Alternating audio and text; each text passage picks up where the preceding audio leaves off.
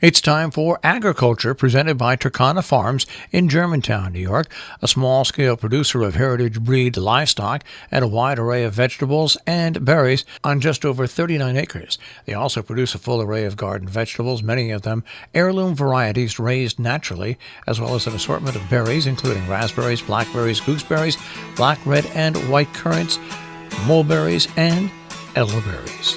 And now, here's Mark Scherzer. It feels as if we've barely had a winter this year. Rain and mud have been more concerning than deep snow as potential obstacles to getting trucks to our barn. I think I've shoveled the driveway on just 2 days. The change in the angle of the sun has, on some of the balmier days, given me a distinct frisson of impending spring, and perhaps a touch of spring fever. Last week on 13th Street in Greenwich Village, I saw snowdrops in bloom. I know the easy winter should make me depressed about global warming, but my depression quotient seems to have been completely filled by parochial national rather than global concerns as we slide ever closer to authoritarian rule.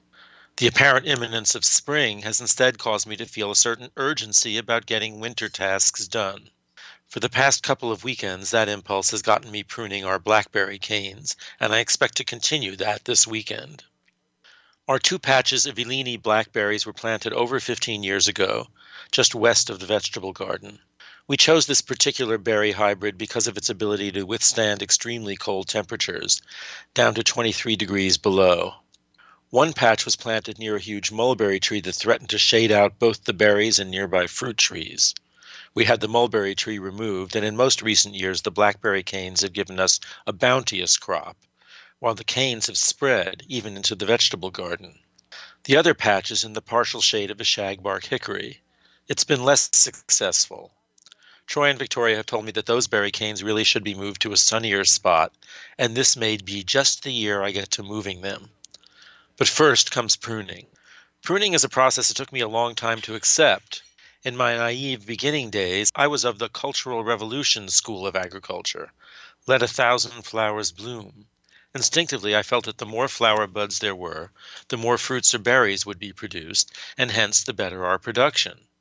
Pruning back branches meant fewer buds and flowers, and hence fewer fruits, and a worse crop. Even harder than pruning for me was thinning of fruit that had formed. Here was a perfectly good peach in formation. How could I possibly take it off a tree simply because it was rubbing up against another one? I failed to consider, of course, that fruit or berry production must be concerned with more than simply the number of fruits.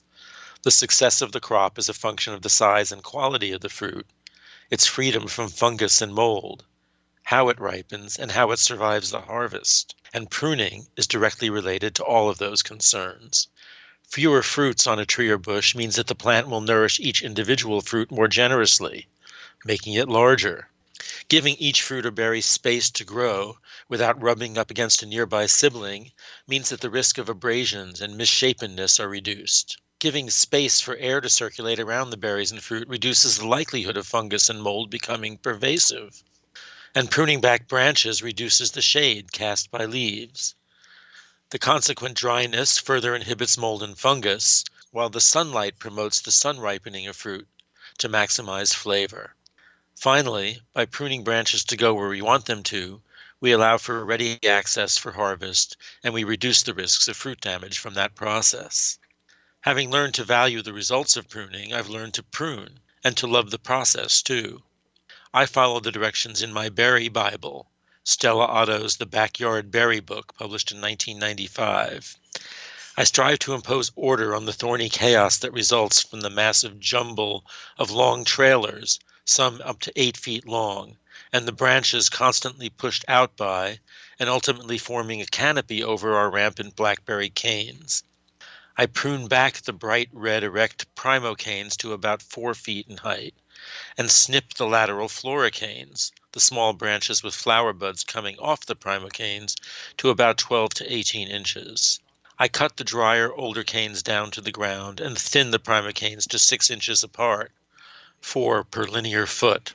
I vow to remove the floricanes in the summer after they fruit, to keep the plants under better control next year.